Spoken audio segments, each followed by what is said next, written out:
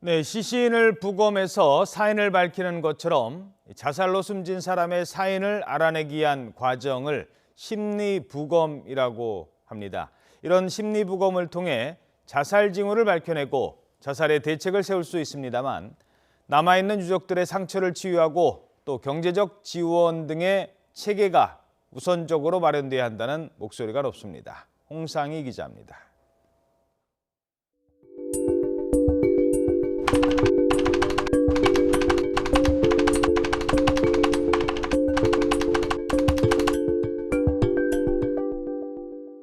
지난 2014년 남편을 잃은 심영자 씨는 심리부검 과정에 참여했습니다. 스스로 목숨을 끊은 남편, 홀로 된 막막함에 슬퍼할 겨를도 없었습니다. 오로지 남은 건 미움과 원망, 그리고 어깨를 짓누르는 책임감뿐. 같이 사는데 나만 힘들어? 똑같은 환경에서? 자기도 힘들면 나도 힘들지. 그러면 자기는 이 힘든 걸 딱 끊어버리고 가면 그럼 나는 어떡하라고? 그럼 나도 같이 끊고 가면 이 아이들은 어떡하라고? 그러다 남편을 향한 길고 긴 원망에 지쳐갈 때쯤 문득 궁금해졌습니다.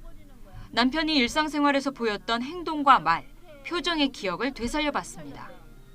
이렇게 털어놓다 보니 남편의 심정이 이해됐고 이제는 마음도 한결 가벼워졌습니다. 그러니까 이해를 하게 되니까 용서가 되잖아요. 그러니까 그런 마음들을, 미움의 마음들을 이제 자꾸만 이제 버리게 되니까 주변이 이제 정상적으로 보이기 시작하는 게 똑바로 이제 예전처럼.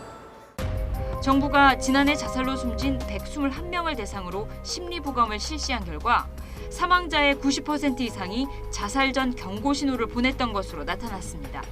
또 88% 이상은 우울증과 같은 문제를 가지고 있었지만 치료를 받은 경우는 15%에 그친 것으로 드러났습니다. 자살을 막기 위해 우리가 무엇을 해야 할지 시사하는 대목입니다. 심리부검을 통해 자살한 사람의 3분의 2가 우울증을 앓고 있었다는 사실을 발견했고 우울증 치료 대책을 세워 25년 만에 자살률을 절반으로 줄인 핀란드 같은 성과를 내기 위해서는 아직 과제도 많이 남아 있습니다.